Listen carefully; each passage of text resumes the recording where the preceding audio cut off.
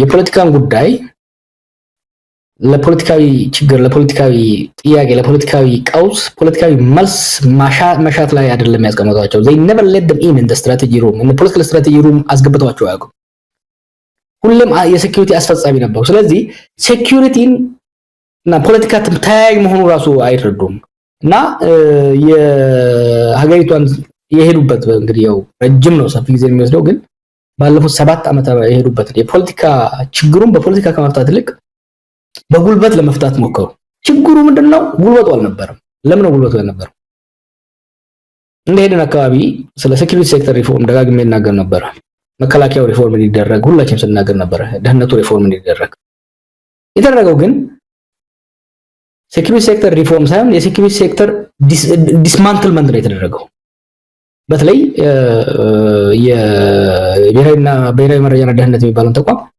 የሂውማን ኢንተለጀንሱን በትንቱን ያወጣው ምክንያቱም በሳይበር ሴኩሪቲን በደንብ አይደረደማቢ ሳይበር ሴኩሪቲ ሰፕሊመንተሪ ነው ለሂውማን ሴኩሪቲ ለሂውማን ኢንተለጀንስ ሰፕሊመንተሪ ድጋፍ ሰጪ ነበር መሆን የነበረበት የሂውማን ኢንተለጀንስ ማለት እንግዲህ በረጅም ዘመን እድሜ ያካበትክ የምታመጣበት እኔም ብርግ አድርገህ ኢንተለጀንስ በትከተኝ 20 30 ዓመት ከቆየ ሰው ጋር እኩል ሆነ አልችልም ኤክስፒሪየንስ የሚጠይቅ ትምህርትና ኤክስፒሪየንስ የሚጠይቅ ነው እኛን ኦፊሰሮች በተናቸው እነሱም በተናቸው መከላከያ ውስጥ በትንቱን አወጣው ይሄንን የተዳከመ ሴኩሪቲ ይዞ በጉልበት ተቃዋሚዎችን መደፍጠት ሞከረ ኦሮሚያ ላይ ትግራይ ላይ መጨረሻ ላይ ደግሞ አማራ ላይ ለመፍጠጥ ሞከረ ያለ ጉርበቱ ያገሪቷን የሴኩሪቲ አቅም ካዳከመ በኋላ ለመደፍጠጥ ሞከሩ ነገሮች ከመንግስት ቁጥጥር ውጪ እንዲሆኑ አደረገ አብይ በአሁኑ ጊዜ አይደለም የተቀረውን ያገሪቷን ክፍልተውና የራሱን ሴኩሪቲ ሊቆጣጠር የሚችልበት አይደለም ዛሬኮ በአገራችን ውስጥ ሪፐብሊካን ጋርድ መከራየት ይችላል ፖሊስ መከራየት ይችላል so there is privatization of security እና ይሄ ሁሉ የሚያሳይ የሴኩሪቲ ሴክተሩ መዳከሙ of course መነሻው ፖለቲካ ቢሆንም የሴኩሪቲ ሴክተሩን ራሱ የሄደበት ለራሱ ተገዢ ለማድረግ ትሬት እንዳይሆኑበት የሄደበት መንገድ የሀገሪቷን የሴኩሪቲ አቅም በጣም ያመናመነ ነበር እንግዲህ ከዚሁ ጋር በተያዘ ኢኮኖሚ ነው የምናንሳ በተለይ በኢኮኖሚ ላይ ብዙ ጊዜ በመድረኮችም ስትናገር ነበር አሁን ኢትዮጵያ ያለችበት የኢኮኖሚ ሁኔታ በጣም አደገኛ በሚባል የሰዎችን የወደፊት ህልውና አደጋ ላይ በጣለው መስመር ላይ የገሰገሰ ይገኛልና ከዚህ አንፃር መሰረታዊ ችግሩ ምንድነው አብይ አህመድ ኢትዮጵያ ብልጽግና ላይ ናት እንደውም አሁን መሪ ቃላቸው የመስፈንጠር ዘመን ነው ብለዋል መስፈንጠር ላይ ነን በ2018 ደግሞ ይሄንን በብዙ ጥፍ የምንጨምርበት ዘመን ይሆንልናል ብለዋል ብልጽግና የሚሉትንም ፓርቲ ሲያቋቁሙ ብልጽግናን በእጃችን የምንጨብጥበት ጊዜ ሩቅ አይደለም በሚል ነው እንዴት አየው ከኢኮኖሚ ጋር ተያይዞ ያለውን የአብይ አህመድን ዘመን ከዳው ደም እንዳይደረሰ ነው ደግሞ አዲስ ያመጡት ከዳው ደም አብይ እኮ ዱርዬ ነውና ይሄ የመርጋቶ ሞጭላፊዎች አሉ አይደለም አምታቶ ኪስ ገብቶ ምናምን ወደ ሀብታም የሚሆኑ ተቀባብተው የሰው ወይ መኪና ተከራይተው ሀገር እንደዛ ያድግም ነው አንድ ሰው ወይ ሎተሪ አሸንፎ ወይ ሰርቆ ምናምን ሀብታም ሊሆን ይችላል ደጋግሜ ብለው አብይ ቲንክስ ላይክ ዛት ሀገር እንደዛ የሚያድግ ይመስለዋል ሀገር በስሎጋን በመፈክር አያድግም ሀገር ሰርቆ አያድግም ሀገር በሎተሪ አያድግም ሀገር በፕላን በፖሊሲ የታገዘ ጠንክሮ በመስራት አመራር በመስጠት ሀገር ሊያድግ የሚችለው እና ይሄ እንፈለጠራለን ከዳው ደምንዳ አምና ከዳው ደምንዳ ብለው እዳ በዳ አረጓ ተገሪቷል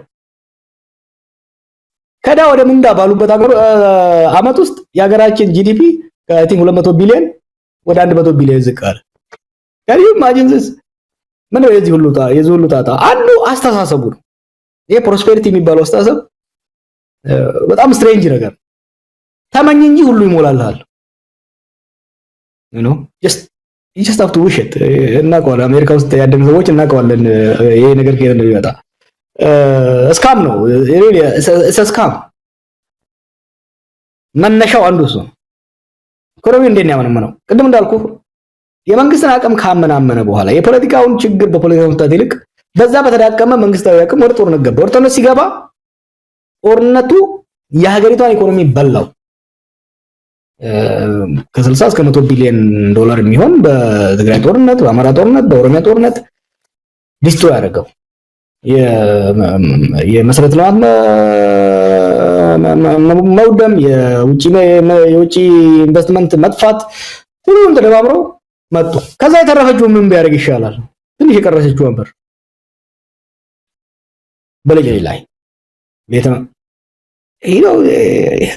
በጣም we are so unlucky እኮ በዚህ ጊዜ እንዲህ አይነት ሰው እንዴት መጣ የሚለው ራሱ you have to really ask ፈጣሪ ምን ብናደም ምን በበድለው ነው በዚህ ጊዜ እንዲህ አይነት ሰው ያመጣው? ከጦርነት የተረፈችውን ገንዘብ ሰብስቦ ወይ ቤተ መንግስት፣ የመንገድ ላይ ብልጭልጭ፣ መዝናኛ፣ ላሊበላ ቱሪስት ሄዶ ማየት ተስኖት እያለ ጎርጎራ ብሎ ዛጋ ገንዘብ ያፈሳል። በጦርነት ከጦርነት መውደ የተረፈውን ብልጭልጩ ላይ አወጣው። ከብልጭልጩ የተረፈው ደግሞ ምን ቢያደርገው ይሻላል? ሄደና ከአይኤምኤፍ ጋር አይኤምኤፍ ከእናቴ መቀነስ ነው ብሎ ሄዶ ሲፈታው የተረፈችውን ኢኮኖሚ ጠቅልሏት ወጣ ማለት ነው። ከአይኤምኤፍ ጋር ያደረጉት ስምምነት ምንድነው? ታሞ ባልጋ ላይ ያለን ሰው ኮሶ እንደመስጠት ነው። ኮሶ ገጠር ልጅ ነው። ኮሶ ታውቃለህ? ኮሶ ሰጣት። የሀገሪቷን ኢኮኖሚ ተቅማጥ ነው ያደረገውና አሁን ክራሽ አደረገ። ኢኮኖሚ ዳን እና የኢኮኖሚ መዳከም ብቻ አይደለም፣ የኢኮኖሚው ሙሉ በሙሉ ወድቆ ያለበት ሁኔታ ነው ያለውና የሚያሳስበኝ ክራይሲስ ውስጥ ገባለህ። አንዳንዴ ሳታስበውም እኮ የሀገር ኢኮኖሚ ክራይሲስ ውስጥ ሊገባ ይችላል። ቀውስ ውስጥ ነኝ ብሎ ማሰብ መቻል አለበት። አሁን የምናውቃቸው ትላልቅ ክራይሲሶች እንደ አርጀንቲና፣ ብራዚል፣ አሜሪካ ራሷ ግሬት ዲፕሬሽን ውስጥ ገብታ ነበረ። የኤዥን ፋይናንሻል ክራይሲስ ትገባለህ። ክራይሲስ ከገባህ ከክራይሲስ ለመውጣት መስራት አለበት። ግን ክራይሲስ ውስጥ እንደገባህ ቀውስ ውስጥ እንደገባህ ራሱ ማመን መቻል አለበት። ኢትዮጵያ ደሃ ሀገር ነች። በድህነት ነው ያደግነው፣ ምንም ጥያቄ የለውም።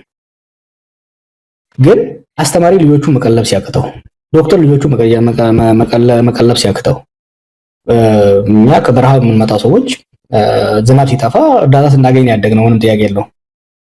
ከተማ የሚኖር ሰው ግን የመንግስት እርዳታ ሲጠባበቅ፣ መምህራን በትምህርት ቤት ሲመገቡ ቤታቸው ሲማብ ለሚበሉት አጥተው አይነበር ሄድ ነው እና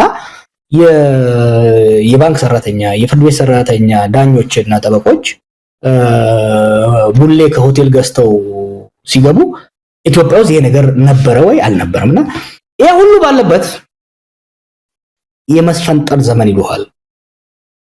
የሚያስፈራ እሱ ነው። ምክንያቱም ቀውስ ውስጥ ነን። ከዚህ ቀውስ ውስጥ ጠንክረን እንወጣለን ማለት አንድ ነገር ነው አይደለም። ከከፍታ ዘመን አልፈን አሁን ደግሞ የመስፈንጠር ዘመን ላይ ነን ሲሉ ይሄን የሚያክል ዲናያል በጣም አደገኛ ነው እና ጣረሞት ላይ ያለን ኢኮኖሚ እየተፈጠረ ነው ካልክ ምን አይነት ያስፈልግለትም ማለት ነው። ጋር ወደ ዋናው ወደ መሰረታዊ ወደ ሆነው ወደ ወቅታዊ ጉዳይም ይሄንንም ቃለ መጠይቅ እንድናደርግ ወዳደረገን የሰሞኑ ግርግርም ለመምጣት በሚል ነው። እንግዲህ የኢኮኖሚው መስፈንጠር አጠቃላይ ብዙ ነገሮች ሰሞኑን ከአባይ ግድብና ከዚህ ከማዳበሪያ ፋብሪካ ግንባታ ጋር ተያይዞ በትክክልም አብይ አህመድ ባለራዕይ ነው፣ በፊት ሲናገር የነበረው ህልሙን ነው ያሉ የበፊት ቪዲዮቹን እያመጡ አሁን ያው የተናገረውን እየፈጸመ ያለ ቃሉን በተግባር እየፈጸመ የሚገኝ መሪ በሚልም መገለጫ በሚቆጣጠሯቸው ሚዲያዎች ላይ እየገለጹ ይገኛሉ። እስቲ ስለ አባይ ግድብ ሰሞኑን አብይ አህመድ በስፋት ስብናውን ከፍ የሚያደርጉ ነገሮች እየመጡ ነው። አባይን የሰሩ የጀመሩ እጆች ቢኖሩም የነዛ እጆች የነዛ ሰዎች ታሪክ በተወሰነ ደረጃ እየኮሰሰ አብይ ግን ከፍ ብሎ እንዲታይ የሚደረግባቸው ዘመቻዎች ነው የተጀመሩትና እስቲ ስለ አብይ እና አባይ ምን ትላለህ?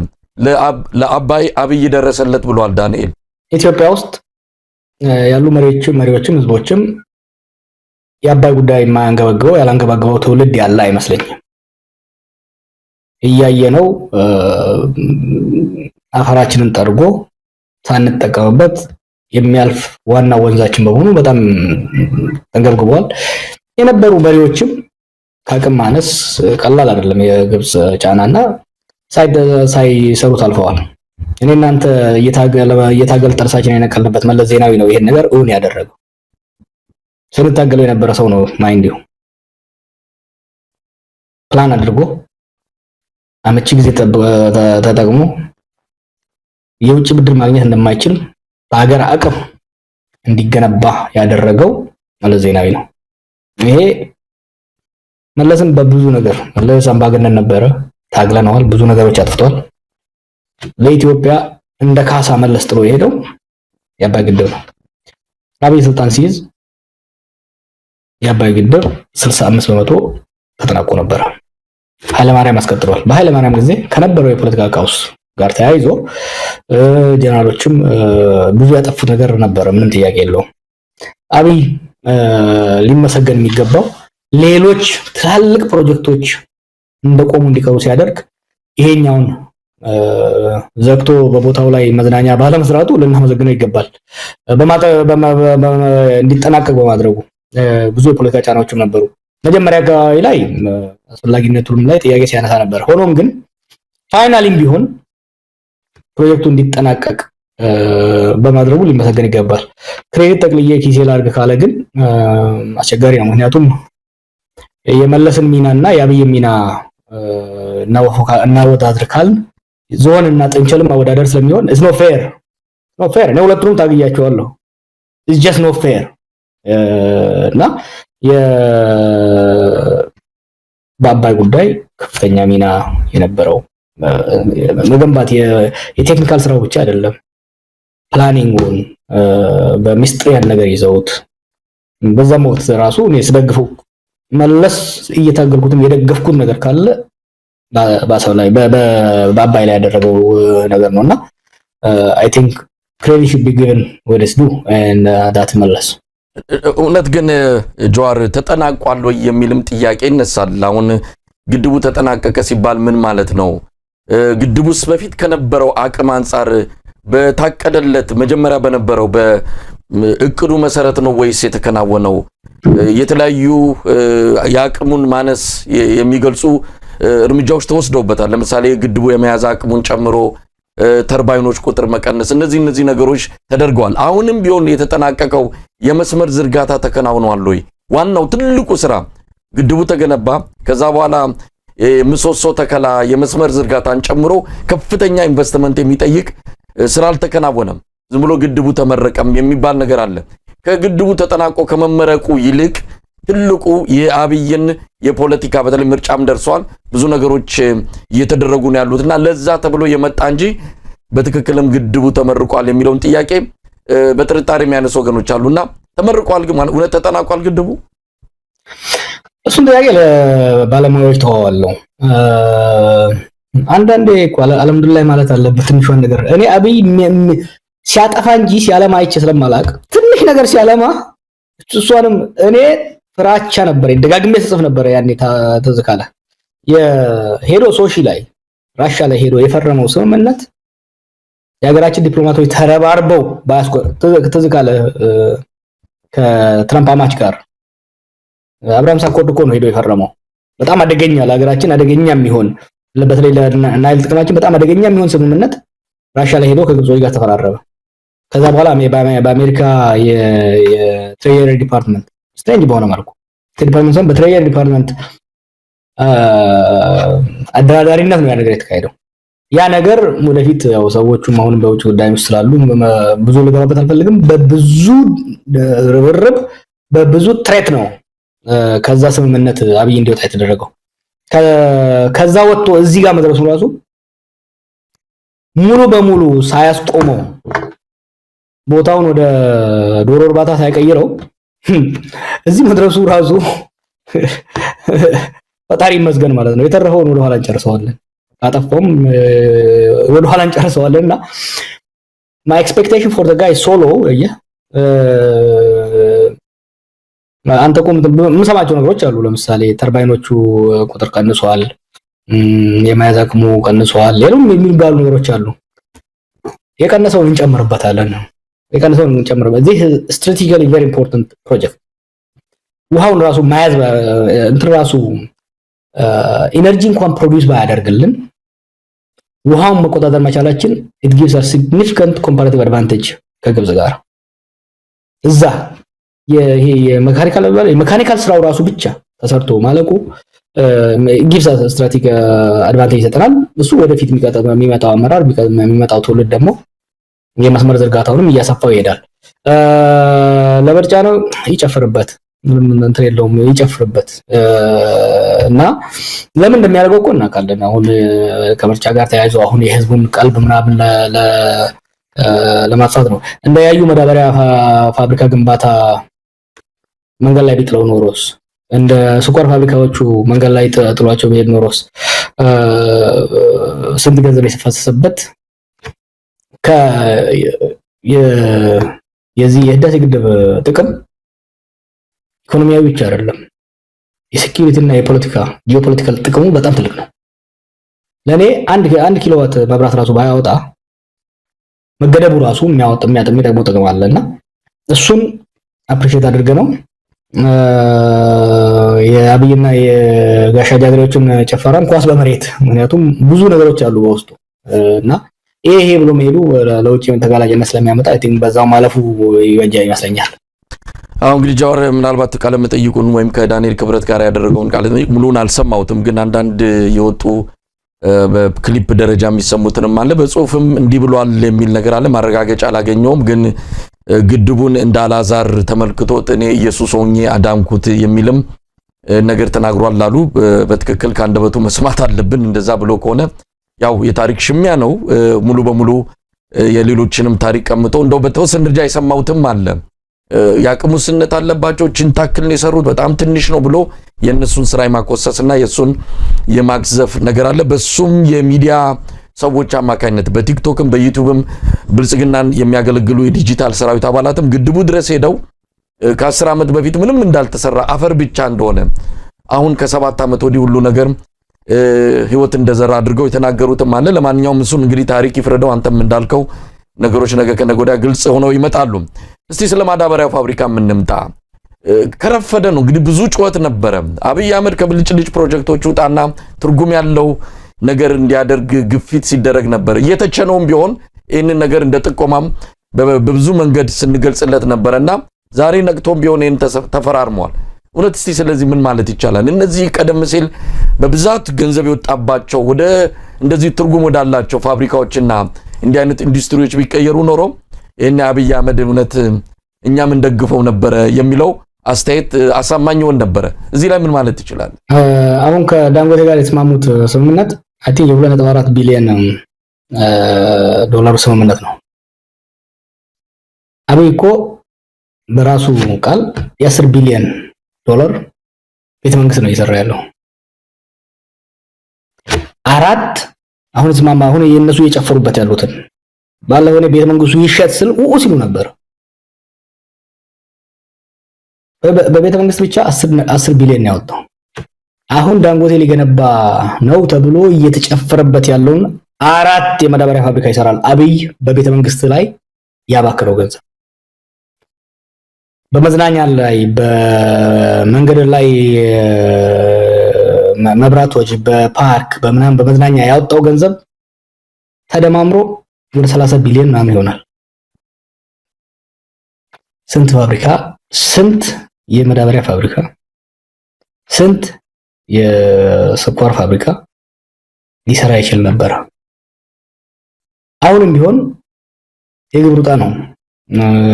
የውስጥ ስምምነቱ አይ ቲንክ መመርመር አለብን። አንዳንድ የምንሰማቸው ነገሮች አሉ። ለምሳሌ የሙገር ሲሚንቶ ፋብሪካን የመንግስት ሼር 40% ነው በዚህ አሁን ይሰራል በተባለው የማዳበሪያ ፋብሪካ ውስጥ ዩሪያ ብቻ ነው የሚያመርተው። ይሄን ለዚህ ለ40% ሼር መንግስት የሙገር ሲሚንቶ ፋብሪካ እንደሰጠው እየተባለ ነው። ያ ከሆነ ሲሪየስ ስትራቴጂክ ሚስቴክ ነው እና እንዲህ አይነት የሀገርን ወሳኝ ሪሶርሶችን አሳልፎ የሚሰጡ ስምምነቶች ከሆኑ አደጋ አላቸው። ምን ሰማቸው አንዳንድ ነገሮች አሉ በጣም ዲስተርቢንግ የሆኑ የሀገርን ሀብት አሳልፎ የመስጠት አይነት ሂደቶች አሉና ያም ሆነ ይሄ ማዳበሪያ ፋብሪካ አብይና አጠገቡ ያሉ ሰዎች ማሰብ አለባቸው። የዛሬ 5 ዓመት ለፓርክ ለመዝናኛ ምናምን ለመስራት ከሚያባክነው በዚህ ገንዘብ ያዩን አጠቃላይ ያዩ ላይ እንግዲህ በቢሊየን ገንዘብ ነው የወጣው። በቢሊየን ገንዘብ ወጥቶ የህወሓት ጀነራሎች ዘርፈውታል፣ ምንም ጥያቄ የለውም። ግን ስራው ቦታው ነበር። እቃው መሽነሪው ገብቶ ቦታው ላይ ነበር። ሜዳ ላይ ነው። አሁን አይደለም ባለፈው ለጥፌው ነበር መሰለኝ ዝጎ ተጥሏል። ያንን እንደዛ ከሚጥለው ለዚህ ለብልጭልጭ ከሚያወጣው ገንዘብ ላይ ያመዳበሪያ ያስጨርሶት ቢሆን ኦኬ። ያዩን ካልፈለገ አሁን ኦገዴን ላይ ነው ይሄኛውን የሚሰራው ጋሱ ያለበት አካባቢ ላይ ነው።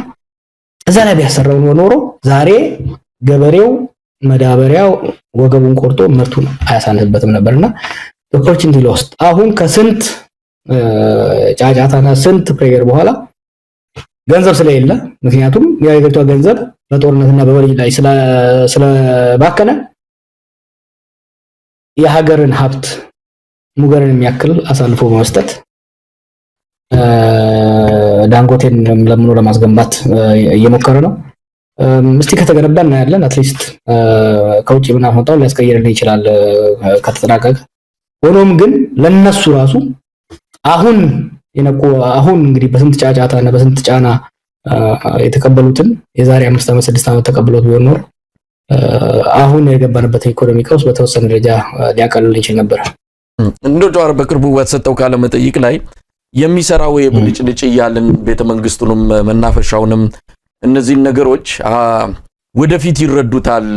እኛም በውጭ ሀገር በምዕራባውያን ሀገር የሚኖሩ ይህንን የሚተቹ ሰዎች ይሄ ውበት ሲገለጥ የኢትዮጵያ ውበት የአዲስ አበባ ውበት ሲገለጥ እንደው በአፋቸው ባያመሰግኑም በውስጣቸው ግን ይረዱታል፣ ያመሰግኑታል የሚል ነገር አንስቷል። አሁንም አብይ አህመድ ባደረገው ነገር ልክ እንደሆነ የሚገልጽበት መንገድ አለ። ደጋፊዎችም በዛ አንፃር ያነሳሉ። አዲስ አበባ የምትሸጥ ለአይን የሚዘገንኑ ነገሮች ያሉባት፣ አሁን ግን እንዲህ አይነት ነገር ሲሰራ ድሮ ወደፊት ፎቶግራፍ ውጭ ወጥቶ የሚነሳ አይኖርም፣ ፎቶግራፍን መነሳት አዲስ አበባን ይመርጣታል የሚሉ መገለጫዎችን እየሰጡ ኢኮቱሪዝምን እያነሱ ኢኮኖሚ ጠቀሜታም አለው ዝም ብሎ ውበት ብቻ አይደለም የሚልም ነገር አንስቷል። በቅርቡም አሁንም በዚሁም ቃለ መጠይቅ ላይ እንደው አሁን ነገም ከነገ ወዲያ ወደዚህ ስተት ተመልሶ ላለመግባቱ ምንም ዋስትና የለም። ልክ ነኝ ነው እያለ ያለው፣ ስተቱ እኛ ጋር ነው ያለው። እንዴት አይዋል? ችግሩ እኮ እዛ ጋር ያለው ማናችንም እንሳሳታለን። ከስተላ አለመማር ስተትን ተቀብሎ አለመማር እኮ ነው ችግሩ።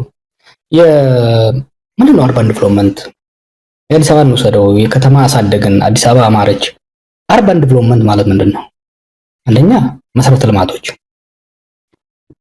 መንገድ፣ ውሃ፣ መብራት፣ ትምህርት፣ ጤና ማስፋፋት፣ ማሳለጥ፣ ማዘመን ማለት ነው።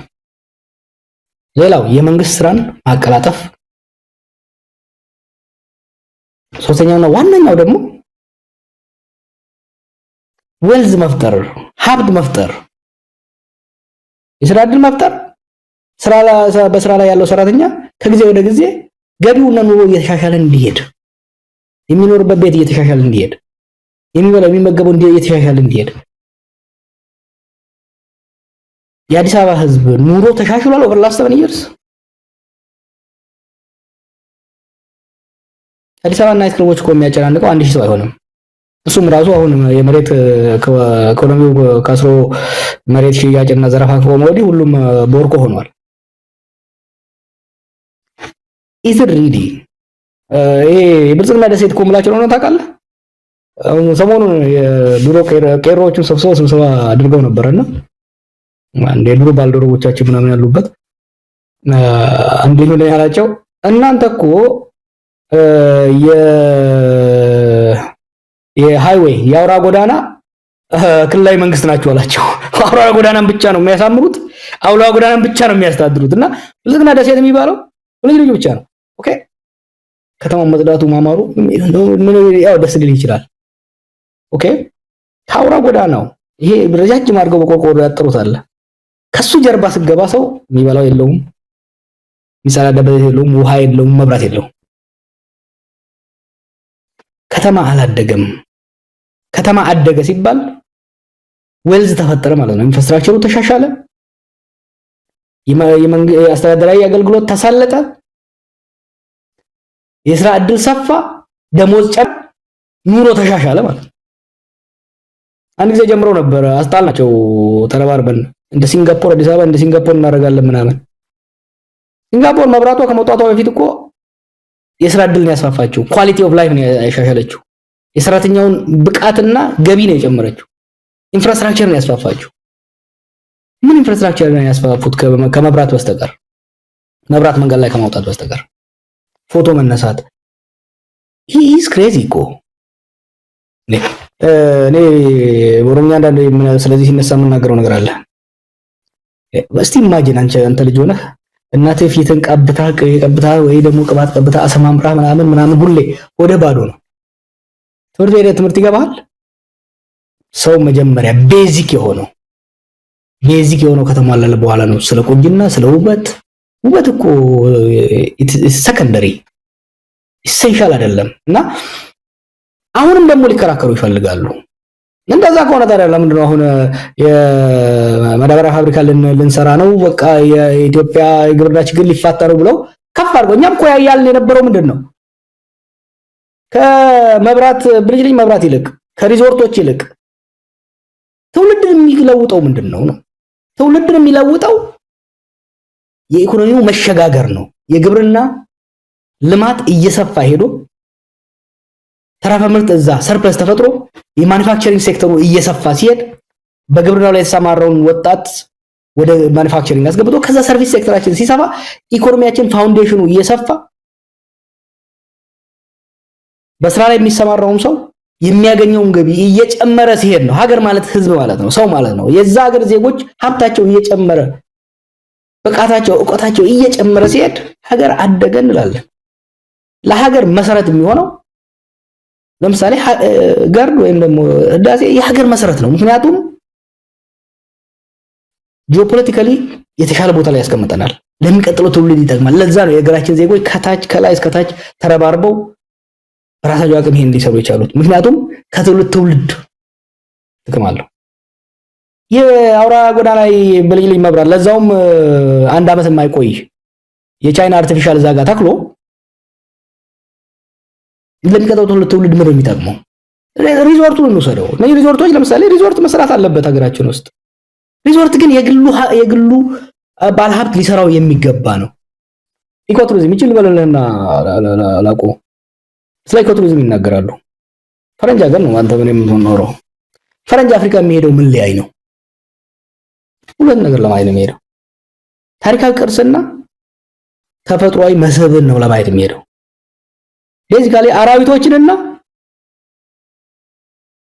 ታሪካዊ ቅርስን ለማየት ነው የሚሄደው። ኢትዮጵያ ቱሪስት የሚመጣው ሶፍ ዑመርን ለማየት፣ ፋሲለደስን ለማየት፣ አክሱምን ለማየት፣ ላሊበላን ለማየት ነው። ፈረንጅ የሚመጣው የባሌ ተራሮች ወፍን፣ የሰሜን ተራሮችን ዋሊያ ለማና ያላ ለማየት ነው እንጂ የሚመጣው ሪዞርት ለማየት እንዴ? ሪዞርት በየኮርነሩ እያለው ዝማ ሪዞርት እንትንም ሃይቅማ እኮ በየኮርነሩ አለው። ያን ሻሽቶ እኮ ነው በሀገሩ የሌለውን አውሬ ለማየት በሀገሩ የሌለውን የታሪካዊ መስህብ ለማየት ነው የሚመጣው። ምን ሼም የለም እንዴ? ላሊበላና ዘግቶ ጎንደርን ዘግቶ ሶፍ ዑመር መሄድ አይቻልም በሴኩሪቲ ምክንያት። አክሱም መሄድ አይቻልም። ግን አሁን ወንጪ ቢውል ቦታ ለአንድ ባለሀብት ቢሰጠው አሳምሮ ይሰራዋል። ጥሩ ነው። ወንጪ ላይ ያ ሁሉ ግርግር ተደርጎ በቃ የኢትዮጵያና የኦሮሞ ትንሳኤ ምናምን ተብሎ መንግስት የሚወስደው ሰው ብቻ ነው እዛ የሚሄደው። በዛም ላይ አሁን በቅርቡ የምንሰማለው ሲንቄ ባንክ የሚባለው ለአንድ አርቲስት 20 ሚሊዮን ፕሮሞት እንድታረግ 20 ሚሊዮን ሰጣታሉ። በአመት እኮ 20 ሚሊዮን አያመጣም ቦታው። አሌላ ከላ ቢዩቲፉል ፕሌስ ጓደኛ ሄዷል። አንድ ባልደረባ አምና ሄዶ ነበርና በጣም ቆንጆ ነው። ግን በግለሰብ ነበር መስራት ያለበት። በወር 2-3 ሰው ቢሄድላቸው ምንም ገቢ ስለሌለው ብድግ አድርጎ ለዚህ ለፈረደበት ኤርላይንስ አስረክቦ ኤርላይንስ አሁን ወጪውን እየቻለ ነው ማለት እና የቱ ነው ለትውልድ የሚጠቅመው? ለትውልድ የሚጠቅመው ግብርናችንን ማዘመን፣ አውራ ጎዳናዎቻችን ማዘመን፣ የባቡር ሀዲዶች የንግድ መስመሮቻችን ከዳር እስከ ዳር ከመተማ አዲስ አበባ፣ ከጋምቤላ አዲስ አበባ፣ ከመቀሌ አዲስ አበባ የባቡር መስመሮችን መዘርጋት፣ የግብርና ለምርቶቻችን በፍጥነት ለምሳሌ አቮካዶ አሁን ኢትዮጵያ ውስጥ ፖፑላር እየሆነ ነው። በቅርቡ ሳናግራቸው ነበር አቮካዶ ላይ የተሰማሩ። ችግራቸው ምን እንደሆነ ታውቃለህ? ከዚህ ደቡብ ነው በብዛት የሚመጣው። ከደቡብ ጭነው ሲያመጡት ቢሮክራሲው ምኑን አልፈው ሲያመጡት ይበላሽባቸዋል። ኢማጂን ባቡር ቢኖር በፍጥነት ሊወጣል ይችላል ማለት እና ይሄን ሁሉ የቡና ጭነ ምርታችን ሌሎች ምርቶችም በተሳለጠ መልኩ እንዴ ከተፈለገ ኢንፍራስትራክቸር ላይ ነው። ቀደም እንዳልኩት አብይ ይሄ የጣለው ይሄ በአቋራጭ ሀብታም እንደሚሆኑ ሰዎች ኢትዮጵያን በአቋራጭ ሀብታም ማድረግ የሚችል ይመስለዋል። ኢትዮጵያ ሀብታም የምትሆነው ግብርናዋ ሲዘምንና ምርታማነቱ ሲዘምን ሲጨምር የማኑፋክቸሪንግ ሴክተራችን ተስፋፍቶ ወጣቱን ማቀፍ ሲጀምር የፋይናንሻል ሴክተራችን እየተጠናከረ ሲሄድ ብቻ እንጂ ድህነትን የማጥፋት ሳይሆን ድሃን የመደበቅ ስራ እኮ ነው ኢትዮጵያ ውስጥ የተካሄደ ያለው። መብራቱን ብልጭ አድርጎት ከኋላ ያሉ ፍርስራሽ ቤቶች እንዳይታዩ ረጃጅም አጥር አድርጎ ድህነትን መደበቅ። እንዲህ አይነት ነገርማ ድህነትን መደበቅ ድህነትን ሊያጠፋ አይችልም። እንግዲህ ጀዋር ምናልባት ሰሞኑን የኮሙኒኬሽን ቢሮ ኃላፊው ዶክተር ለገሰ ቱሉ አብይ ላይ ያተኮራችሁ ለማለት ይመስላል። ያው ጠቅላይ ሚኒስትሩን በስም አልጠቀሰም፣ ግለሰብ ላይ ያለ ጥላቻ ነው እንጂ ልማቱ አይን የሚደበቅ አይደለም፣ በደንብ የሚታይ ነው። ስለዚህ ግለሰብ ላይ ያነጣጠሩት ይሄ ከጥላቻ የመነጨ ነው በሚል እሱን ተውት አትንኩት አይነት ጽሁፍ ጽፏል። ያው የለገሰ ቱሉን ጽሁፍ ብዙ ጊዜ የምንመለከተው እንደ አንድ ቃል አቀባይ አድርገን አይደለም፣ የራሱን ስሜት ብቻ የሚዘረግፍበት ነው በማህበራዊ ሚዲያው ላይ። ግን እንዴት አየው? የግለሰብ ጥላቻ ነው ወይስ አብይ ላይ ባለ የግል ጸብ፣ አብይ ላይ ባለ ምናልባት ሁላችንንም በዚህ ይኮንኑናል፣ አብይ ላይ ባላችሁ እንጂ ልማቱ ጠፍቷችሁ የሚታየው ነገር አጣችሁት አይደለም ይላል። እዚህ ላይ መልስ መስጠት ይቻል ይሆን? አሁን አክቹአሊ የሆነ ነገር ከጠፉ በኋላ ከዛው ከቤት 4 ኪሎ አካባቢ የተነገረኝ ስለ ኦቪድ የጻፍኩት ነገር ነበር፣ ያወጣሁት ዶክመንት ነበር። ኦቪድ የሚባል ካምፓኒ በ2013 እንደ ኢትዮጵያ ማለት የዛሬ 4 ዓመት ተመስርቶ በ500 ሺህ ብር ተመስርቶ አሁን 15 ቢሊዮን ዶላር አለኝ ይላል። ስለ ኤፈርት ነበር አይደል? ኤፈርት አንፌር በሆነ መልኩ ማርኬቱን ዶሚኔት አደረገ ብለን ስንታገል ነበር ድሮ። ኦቪድ አሁን ኤፈርት ሆኗል። የዛ ካምፓኒ አንዱ ኦነር ዮናስ ይባላል፣ ሁለተኛው ወይዘሮ ሰንበሪ ናቸው። አይታወቁም፣ የሉም። እና ምንድነው ሩመር ነበር ከተማ ውስጥ ሳይለንት ፓርትነሩ ፐብሊክሊ የኛ ስትራቴጂክ ፓርትነር ጠቅላይ ሚኒስትር ቢሮ፣ ከንቲባ ቢሮ፣ የፌደራል ቤቶች ይላል። ያለምንም ጨረታ ነው ኮንትራት የሚያሸንፈው። ያለምንም ጨረታ ነው ኮንትራት የሚያሸንፈው። ዶላር ለሌሎች ሪዘርቭ ሲደረግ ቅድሚያ ለነሱ ነው የሚሰጠው። ምንድነው የበኩር ልጅ ያደረገው ብለን ስንጠይቅ ለካ ከአብይ ጋር ፓርትነር ናቸው። ያው ከሙስና ነፃ ነን ሃይማኖተኛ ነን ብለው ስለሚሉ ያቺን ነጋስ አደረገ ነው አሉ። ይሄ ሁሉ ነገር የመጣው ያም ሆነ ይህ አብይ ላይ እናጣጥራናል። አሁን እናጣጥራለን። አንደኛ የሀገሪቷ ጠቅላይ ሚኒስትርና የሀገሪቷ ድሮ በምን ላይ ነበር ስናጣጥር የነበረው? በህዋት ኢህአዴግ ላይ ነበር ስናጣጥር የነበረው። ዋይ ወሳኞቹ እነሱ ነበሩ፣ ለጥፋት ተጠያቂዎቹ እነሱ ነበሩ። አብይ የአንድ ፓርቲን አገዛዝ ወደ አንድ ግለሰብ አገዛዝ ቀየረው። ስለዚህ ኢትዮጵያ ለሚፈጠሩ ጥፋቶች ዋና ወሳኙ እሱ ስለሆነ ተጠያቂ መሆንም ያለበት እሱ ነው። አንዱ ይሄ ነው። ሁለተኛ ስትራቴጂካሊ ለምን ነው እሱ ላይ የምናነጣጥረው? አብይ በኦሮሞ ፕሮቴስት ጫንቃ ትግል ስልጣን የያዘ በኢትዮጵያ ስም እየማለ ስልጣኑን አጠናከረ። አሁን ደግሞ በኦሮሞ ብሔርተኝነት ተዋሽቆ የኦሮሞ መንግስት ነው ኦሮሞ ስለሆንኩ የተነሱብኝ ብሎ ሊከላከል ይፈልጋል። ልጅ ሆነን ታውቅ እንደሆነ አንዳንድ ልጆች አሉ በድንጋይ ወሮ ሰው ይመቱና ሮጠው ቤታቸው ውስጥ ይገባሉ። አንተ ትናደድና ቤቱ ላይ ድንጋይ ስትወረውር ቤተሰቡን በሙሉ ታስቆጣለህ፣ ከቤተሰቡ ጋር ትጣላለህ። ኖ እኛ እንደዛ እናደርግም። አንዱ ትዝ ካለ ይሄን ያሁኑን ወደ ፖለቲካ ከተመለስኩ በኋላ በቢቢሲ ስለነበረው አንዱ ወደ ፖለቲካ እንድመለስ ያደረገኝ እሱ በኦሮሞስ ለመሸጎጥ በተለይ ከአማራ ኃይሎች ጋር ከጣላ በኋላና ከፋኖ ጋር ጦርነት ከገባ በኋላ በጆሮዬ የሰማኋቸው በአብይም በሌሎችም ሲደረግ የነበረው በጣም አደገኛ የሆነ ኦሮሞን እንደ መከታ እንደ ምሽግ ለመጠቀም ሲዘጋጁ ስላየን ነው። ለራስህ ሄደህ ከማንም ጋር ከሁሉም ጋር ተጋጭተህ መጥተህ አንድ ማህበረሰብ ውስጥ ልትወሸቅ አትችልም። አብይ ሁለት ቦታ ነው መወሸቅ እየሞከረ ያለው። አንዱ ኦሮሞ ውስጥ ነው፣ አንዱ ፕሮቴስታንት ውስጥ ነው። ኦሮሞቹ ጋር ይመጣና ይሄ እኮ የኦሮሞ መንግስት ነው፣ ልጃችሁ ነው፣ የአባገዳ ልጅ ነው፣ ለዚህ ነው ትግሬዎቹ፣ አማራዎቹ፣ ሰሜኖቹ የተነሱበት ብሎ ሄዶ የጎንደር ላይ ሰው ገሎ መቀሌ ላይ ሰው ገሎ መጥቶ ኦሮሞ መወሸቅ ይፈልጋል። ኖ ፕሮቴስታንቶችንም ደግሞ ይሰበስብና ይሄ እኮ ፕሮቴስታንት ስለሆነ ነው እንደዚህ የሚነሱበት። ኖ ሲያጠፋ ሲገል ሀገርን ሲያዘርፍ ሀገርን አሳልፎ ሲሸጥ ከኦሮሞ ጋር አልተወያየም፣ ከፕሮቴስታንት ጋር አልተወያየም። እሱ እየፈለገ ያለው ምንድነው? አጥፍቶ ሄዶ አንድ ማህበረሰብ ውስጥ መሸጎጥ ይፈልጋል። ኖ እኛ ግን እያደረግን ያለው ኖ እኛ ጆሮን ጎትተን እያወጣን ብቻውን መገረፍ አለበት፣ ብቻውን። ለዚህ ነው ጋሽ ለጌ ተከፉም አልተከፉም ከእንግዲህ በኋላ አብይ የሚሸሸግበት ማህበረሰብ ሊኖር አይችልም። ኦሮሞስ መሸሸግ አይችልም፣ ጅማስ መሸሸግ አይችልም፣ በሻሻው መሸሸግ አይችልም፣ ፕሮቴስታንቱ መሸሸግ አይችልም፣ የትም አይችልም። ለኢትዮጵያ ጥፋት፣ ለኢትዮጵያ ችግር፣ ኢትዮጵያ ለገባችበት ቀውስ ዋነኛው ችግር ሰላም እንዳይሰፍን ከእስር ቤት ከወጣ በኋላ ለ3 ዓመት ሰላም ስሞክር ነበር። ይሄ መቀጥለው የምናገረውን ከዋሻው ዲሲ ያለው አምባሳደር ያውቃል፣ አለሙ ስሜ ያውቃሉ፣ ሌሎቹ ያውቃሉ። የኦሮሞና ገና ፋኖ ትግል ወደ ጥልቅ ትግል ሳይገባ ይሄ ነገር እያባባሰ እንዳይሄድ መወያየት አለብን። በዚህ ጉዳይ ላይ ስብሰባ ተካሂዱ ገብቶበት ያስቆመው አብይ ነው እና የጥፋቶች ምንጭ ብቻ ሳይሆን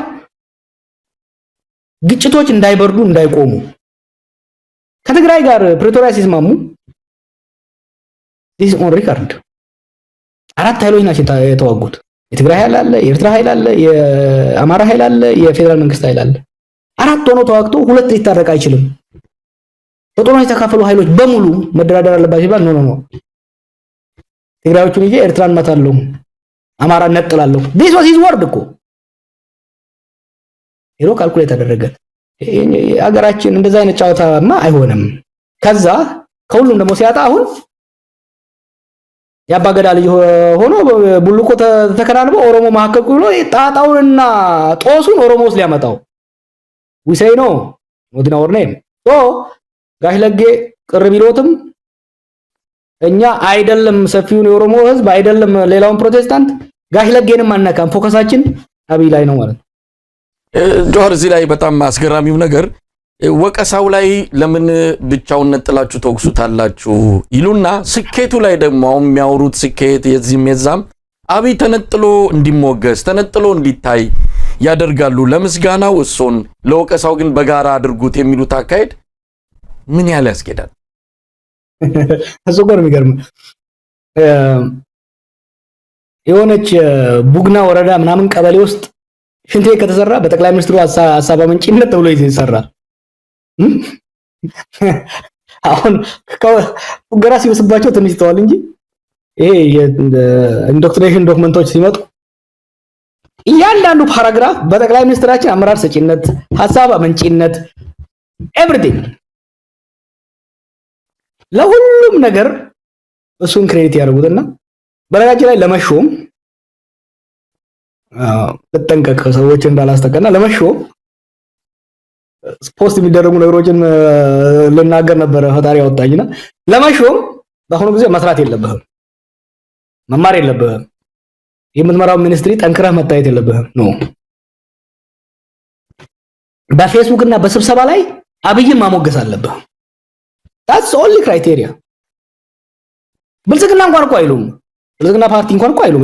ኢትዮጵያ ሰራች፣ ኢትዮጵያ ሀገር ሰራች፣ ሱሱ ሌላ ሀገር ብልጽግና አይሉም።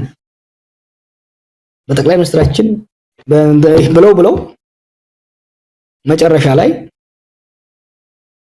ልክ እነሱ ያመጡን ነጥለን ደሞኛ ታርጌት ስናደርግ ማለቃቀስ ጀመሩ እና እነሱ የሚያደርጉት ነው ሪቨርስ ያደረግነው፣ ሌላ ምንም ያደረግነው። እሱም ያን የሚያደርገው ራሱን ለመካብ ሳይኮሎጂካል ፕሮብለም እና ዊ ኖ እኛ እሱን ታርጌት ስናደርግ ስትራቴጂካሊ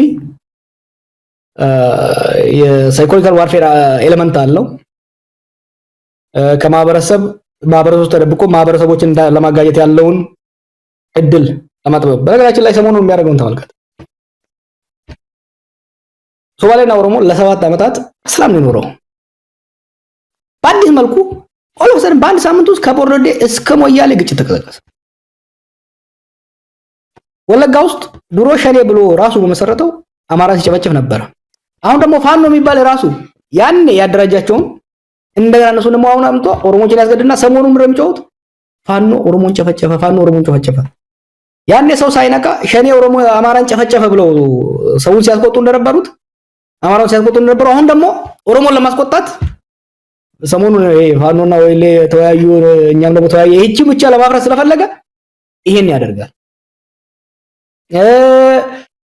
በኦሮሞስ መካከል በአማራ መካከል ጎንደርና ጎጃም በኦሮሞ መካከል ጎሳዎችን ዞኖችን እንዲህ ለማድረግ ይሞክራል። የአብይ ምሽግ ኢትዮጵያ ነበር። ኢትዮጵያ ለቆ አሁን ኦሮሞ ስለመግባት ነው። ኦሮሞስ ደግሞ ስንወጥረው አይተህ እንደሆነ ጅማ ነው የሚሮጠው። ጅማ እኮ ልዩ ተጎጂ እንጂ ልዩ ተጠቃሚ አይደለም። ጅማ ውስጥ ያለውን ጭቆና ይከኖ ብሊቤት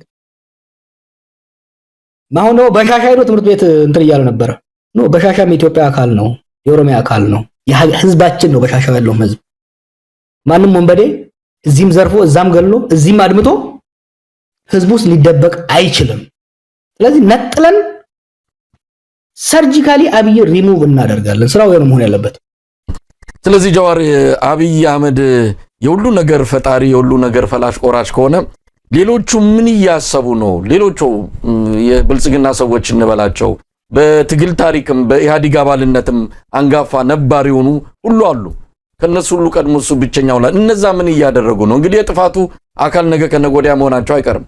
ትላንት እንዲነበርን ማለት ምንም ትርጉም አይኖረውም፣ ነፃ አያረጋቸውም።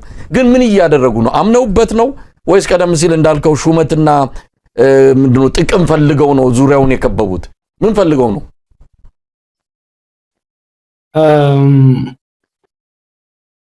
እሺ እነኚህ እኮ ሰርቫይቫሊስቶች ናቸው። አንደስትሜት አታርጋቸው። ስለዚህ ለ27 ዓመታት ለ26 ተኩል ለህወሓት ሲላላቁ ከርመው ህወሓት መውደቋን ሲያውቁ ከኛ ቀድመው ህወሓትን መውቀጥ እኛ በዱላ ስንገርፋ በዘነዘና የጀመሩት እነሱ ናቸው። ካልኩሌት እያደረጉ ነው።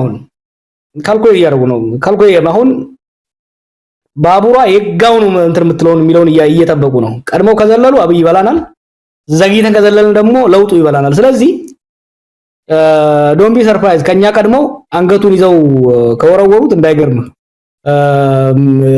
ለዚህ ጠቋሚ ብዙ ነገሮች አሉ። በወታደራዊ ኃይል ውስጥም በሌሎች ኃይል ውስጥም በሁለት ልትከፍሉት ይችላል። አሁን ስርዓት ውስጥ ያለውን ሰው አንዱ ኦፖርቹኒስት የሆነ በተለይ ደግሞ ከ2018 ልምድ በመነሳት በመጨረሻው ሰዓት በባከነ ሰዓትም ቢሆን የለውጥ አካል ሆኜ የለውጥ ሻምፒዮን ሆኜ የለውጡ ባቡር የፊት ለፊት ተቀማጭ ተሳፋሪ የቪአይፒ ሴክሽን ተሳፋሪ መሆን የሚፈልጉም አሉ።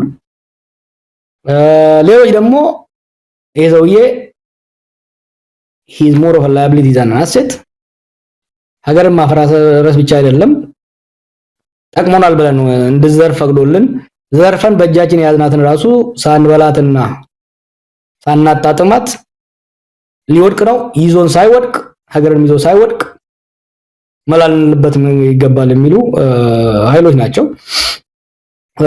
እንናበባለን፣ ከተወሰኑት ጋራ እናነባቸዋለን፣ ያነቡናል፣ እንናበባለን እና ይሄ የኢህአዴግ ትርፍራፊዎችን you have to admire them when it comes to retail politics ጎበዞች ናቸውና I think they will make the right choice ለሀገርና ለህዝብ እንኳን ባይሆን ለራሳቸው ወደፊት ተጣፈንታ ሲሉ በቅርብ መስመር እንደሚያስተካክሉ እርግጠኛ ነኝ። ናባጃር ወደ ኋላ ላይ አንድ ከዚህ ጋር የተያዘ ምክንያቱም ያንንም የኢህአዲግን ሰዎች ወደፊት ይዞ የሄደው ለውጥ ነው ተመልሶ ኢህአዲግን ያነገሰውና አሁንም እንደነዚህ አይነት ሰዎችን ተመልሰው ፊት መሪ ሆነው እንዳይመጡ ምን እየተደረገ ያለ ጥንቃቄ አለ የሚለውንም ወደኋላ ላነሳለሁ። ግን እንደው ከቀይሮ ጋር በተያዘ ጀዋር አንተም ሌሎችም የኦሮሞ ሊቃን የሚሉት ነገር አለ። በአብይ ዘመን ኦሮሞ የተጎዳበት ሌላ ዘመን የለም። በጣም ከፍተኛ ጭቆና የኦሮሞ ሕዝብ መከራ እየበላ ያለው ከበፊተኞቹ ይልቅ አሁን የከፋ ነው ትላላችሁ። ያንን ዘመን የታገለ የአብይ አህመድ መንግስት እንዲመጣ ያደረገ ህወሓትን አከርካሪውን የሰበረ ከሌሎች ከነፋኖም ጋር በመሆን የቄሮ ትግል ዛሬ ሁሉ መከራ ሲደርስ የት ገባ? እናንተ ያኔ እኛም እናውቀው በኋላ ላይ ናቢ መተው አንተን ሆነ ሌሎችንም ዋጋችሁን ለማሳነስ ከቄሮ ጀርባኛንን ያለ ነው የሚል ታሪክ አምጥተዋል። በእርግጥ ያኔ በተለያዩ ማህበራዊ መድረኮችም በብዙ ነገር የቄሮ ልሳን የቄሮ ትግል ዋና ምልክት ሆነ ትታይ የነበረው አንተ ነህ። ዛሬ ቄሮ የት ነው ያለው? የሁሉ መከራ ኦሮሞ ህዝብ ላይ ሲደርስ እንደው መረጃው አለ? የምታውቀው ነገር አለ?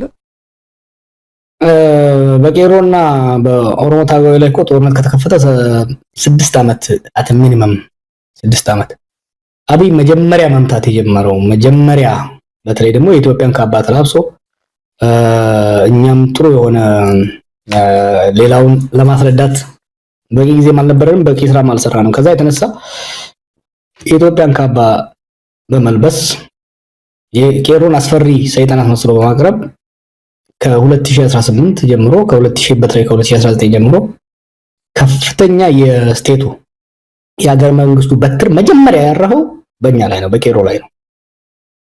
እና ያ ምት የፈጠረው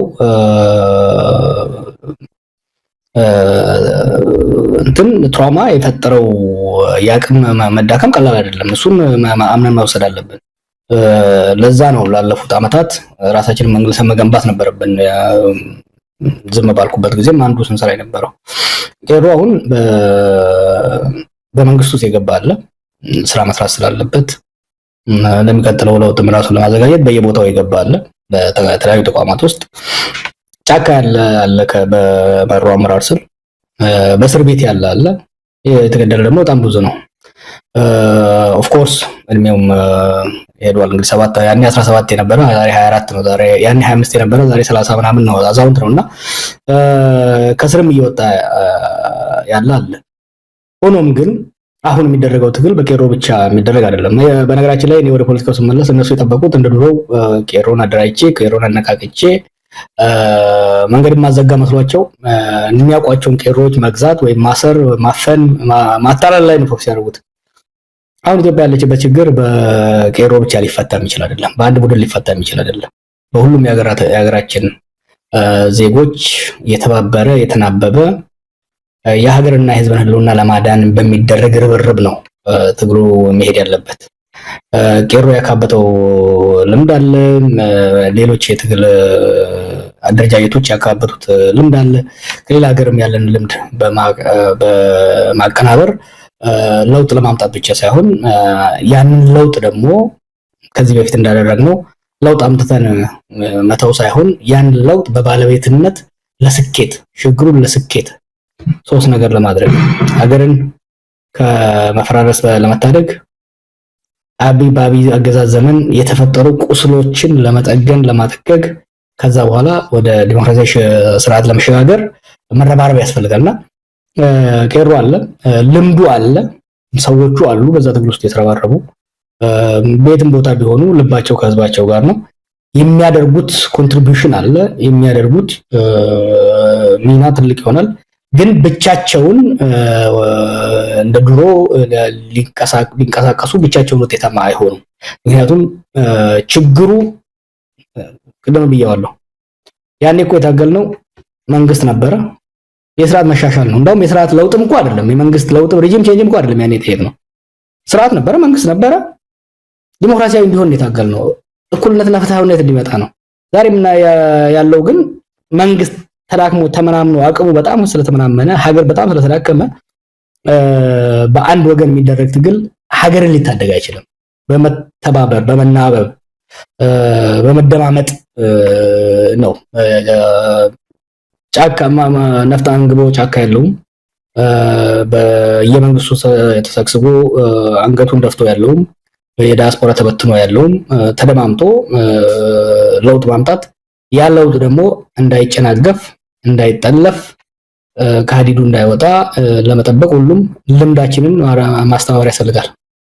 ጆር ምናልባት ከቄሮ ጋር በተያዘ አንድም ያው አንተ ጭቆናው ወይም በትሩ ስላረፈበት ነው አልክ። ግን ከዛ ባለፈ የኛ ልጆች ናቸው ቤተ መንግስት የገቡት የሚሉ አስተሳሰብ በህወሓት ዘመን ጭቆና እንዳለ ያወቁ ኢፍታዊነት እንዳለ ያወቁ ነገር ግን የኛ ልጆች ናቸው ቤተ መንግስት ያሉት የሚል በእንደዚህ አይነት ምክንያት ብቻ ሌላው ደግሞ የጥቅም ተጋሪም በመሆን ለምሳሌ በብዙ ቦታዎች ላይ ወጣቶችን ከሌላው በመንጠቅ ምንድነው ሀብትና ቢዝነስ ውስጥ በማስገባት ረገድ አባብሎ ይወሰዳቸውም አሉ። ስለዚህ በእነዚህ ምክንያቶች ናቸው። ይሄ ደግሞ ከምንም በላይ የኦሮሞን ትግል ጎርቶታል የሚባል ነገር አለና እንደው ይሄም ነገር ተጽዕኖ ፈጥሯል። ቄሮዎች የኛ ልጆች ናቸው ቤተ መንግስት ያሉትና ችግራቸው ይስተካከላል ነገ ከነገ ወዲያ ከቤተ መንግስት ግን ማፈናቀል የለብንም የሚል ከነ ችግሩም ቢሆን የተቀበሉት የቄሮ ወጣቶች አሉ። በጣም ጥቂት ናቸው እንደዛ የሆኑት። መሳይ ፌር እንሁን አብይ ኦሮሞንም ኢትዮጵያን አይጠቅምም ብሎ መጀመሪያ ያለው እኮ የኦሮሞ ቄሮ እኮ ነው። ከ2018 መጨረሻ አካባቢ ጀምሮ በተለይ 2019 ላይ ወደ አመጽ የተመለሰው ከዛ በኋላ ነፍጣን ግድቦ መሮ ጋር ሄዶ የተደራጀው የኦሮሞ ቄሮ እኮ ነው። መጀመሪያ ላይ ለማን እና ገዱን ተማምኖ ለውጥ ይመጣል ብሎ አስቦ ነበር። አብይን በሰስፒሸስ ላይ የተቀበለው ግን እነ ለማ ኢንዶርስ ስላደረጉት ኦኬ የሚል እስቲኒዮ የሚል አይነት አመለካከት ነበር። ግን እዛ ሀገር ውስጥ ቱ ቢ ፌር ከማንኛውም ማህበረሰብ ክፍል ቀድሞ ይሄ ሰው የአመራር ብቃት የለውም የኦሮሞን ህዝብንም ሆነ የሌሎች ህዝቦችን ጥቅምና መብት ሊያስከብር አይችልም ብሎ ያመፀው በትር መሳሪያ የሚያነሳው ዛሬ ቆይል የምንለው አብዛኛው ቄሮ ነው። እሱን እንትን ማድረግ የተወሰኑ አሉ። ግን አንተ የምትላቸው ወጣቶች ቄሮዎች አይደሉም። ቄሮ ማለት ዝም ብሎ ወጣቶች ብቻ አይደሉም። ይሄ በራችን ላይ ብዙዎቹ አሁን ይሄ ተረኛ ነን ባለጊዜ ነን ብለው ጎና ላይ የሚያወደድሩት ድሮም የወዴ ተላላኪ የነበሩ ናቸው። ድሮም የደህንነት መስሪያ ቤቱ ኢንፎርማንት የነበሩ ናቸው። አይ ካን ኔም ኔምስ የቄሮ ትግል አካል ሆነው ከዲያስፖራ የተመለሱ የተወሰኑ አሉ። ተሳክቶላቸዋል። ከዲያስፖራ የተወሰኑ ለመሳብ እነሱንም ራሱ ተጠቅሞባቸው እኛ ላይ ያዘምቷቸው ተፍቷቸዋል። አሁን ጊዜ የሉም እነሱ። ከሀገር ቤት ግን በሚገርብ መልኩ ይሄ ስርዓት የኦሮሞን ህዝብ ይጠቅማል ብለው የተገዙ በጣም ጥቂት ናቸው። ሆኖም ግን ካለው የኑሮ ውድነትና ካለው የሀገራችን ኢኮኖሚ ቻና አንፃር ጎንበስ ብሎ ስራ ይዞ ተመሳስሎ የሚኖር ብዙ አለ። ተነሳስሎ የሚኖር ይሄ ስርዓት ግን የኦሮሞን ህዝብ ጥቅም ያስጠብቃል ብሎ ያሰበ በጣም ጥቂት ነው። ይኸውልህ ፌዙ እኮ ነበረ ወደ ኋላ ለማ የኦሮሚያ ፕሬዝዳንት በነበረበት ወቅት በተወሰነ ደረጃ ቄሮዎች ወደ መንግስት ገብተው ነበር። ለማ ከኦሮሚያ ከተነሳ በኋላ የማስወገድ የመመንጠር ስራ ነው የሰራው እና መልሶ ከዛ ፊት አሮጌ ኦህዴድ የምንለው መልሶ የመሰክሰክ ስራ ነው የተደረገውና አሁን እነሱ ብዙዎቹ አሁን ቄሮ የሚመስሉት ከተማውን የሚያጣብቁት በየመናኸሪያው ሰው ሲዘርፉ የነበሩ የትግሉ አካል ያልነበሩ ኢንፋክት በደህንነት መስሪያ ቤቱ ስር ተደራጅተው ሰው ሰልፍ ሲወጣ ሰውን ሲደበድቡ ሲበጠብጡ የነበሩ ልጆች ናቸው። አሁን በወጣት ስም ወይም በቄሮ ስም የሚታዩት አብዛኛው ቄሮ ግን ወደዛ